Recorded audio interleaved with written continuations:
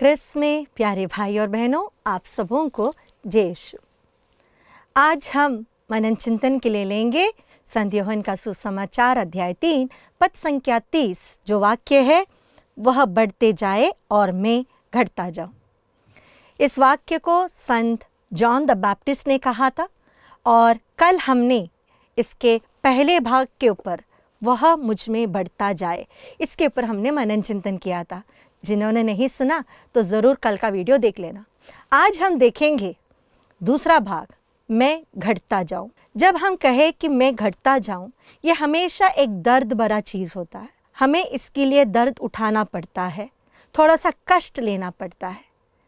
लेकिन अगर हम इन चीज़ों को अपने लाइफ में प्रायोरिटाइज करें और हमारे जीवन को बदलने की कोशिश करें तो ज़रूर प्रभु हमारे जीवन में और बढ़ता जाएगा। हम पढ़ेंगे स्तोत्र ग्रंथ अध्याय 29 पद संख्या 1 और 2।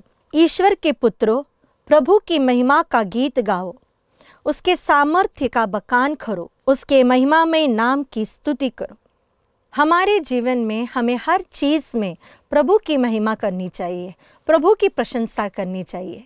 हम केवल मनुष्य हैं और जैसे कि हमने पहले मनन चिंतन किया था, हम तो धूल और मिट्टी है, हम पापी है। लेकिन जब प्रभु का सामर्थ्य हमारे अंदर आता है तो हम कुछ कर सकते हैं। इसीलिए महिमा और प्रशंसा हमेशा हमारे जीवन में हमें प्रभु को देनी चाहिए। दूसरी बात हम पढ़ सकते हैं रोमियो के नाम पत्र अध्याय 12 पद संख्या 1 और 2 में। अतः भाइयों, मैं ईश्वर की दया के नाम पर अनुरोध करता हूँ कि आप मन तथा हृदय से उसकी उपासना करें और एक जीवंत, पवित्र तथा सुग्राह्य बलि के रूप में अपने को ईश्वर के प्रति अर्पित करें। हमारे पूरे जीवन को हमें प्रभु को अर्पित करना है। हम जैसे हैं, हम क्या सोचते हैं, क्या करते हैं, हमारे जीवन में जो जो घटनाएं हो रही है, यह पूर्ण रूप से हमें प्रभु को अर्पित करना है। हमारे जीवन को, हमारे शरीर को, हमारे मन को, हमारी आत्मा को हमें पवित्र रखना है और एक जीवंत बलि के रूप में हमें प्रभु को समर्पित करना है। प्रभु ने हमसे कहा है, अपना क्रूस उठाकर मेरे पीछे आइए। अपना क्रूस यानी हमारे दैनिक जीवन में होने वाले कष्ट, दुख, वेदना, जो निराशा के पल होते हैं, वह सब हमें प्रभु की ओर उठाना है, प्रभु को समर्पित करना है और हमारे जीवन को एक जीवंत बलि के रूप में, एक सुग्राह्य बलि के रूप में, एक पवित्र बलि के रूप में, एक निरंतर बलि के रूप में हमें चढ़ाना है। अगली बात हम देख सकते हैं कुलोसियों के नाम पत्र अध्याय 3 पद संख्या 23 में।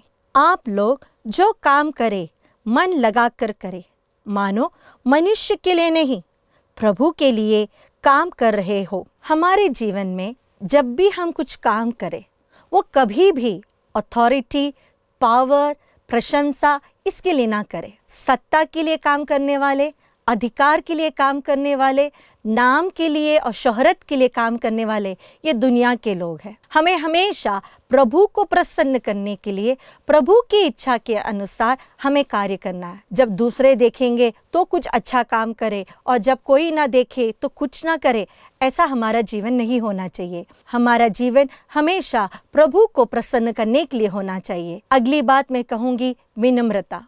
संत पेत्रुस का पहला पत्र अध्याय 5, आप शक्तिशाली ईश्वर के सामने विनम्र बने रहे, जिससे वह आपको उपयुक्त समय में ऊपर उठाए।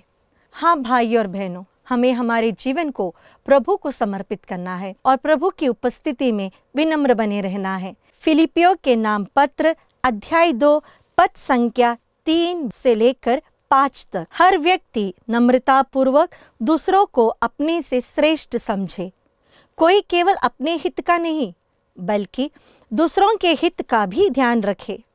आप लोग अपने मनोभाव को ईसा मसीह के मनोभावों के अनुसार बना ले। संत पौलुस हमें सिखाते हैं हमें प्रभु यीशु का मनोभाव अपनाना चाहिए। और प्रभु यीशु का मनोभाव क्या था? वे इतने विनम्र बन गए कि अपने आप को एक दास का रूप धारण कर लिए। वे अपने आप को क्रूस पर चढ़ा दिए और अपने आप को क्रूस मरण के लिए, मनुष्य के हाथों एक मरण के लिए सौंप दिए।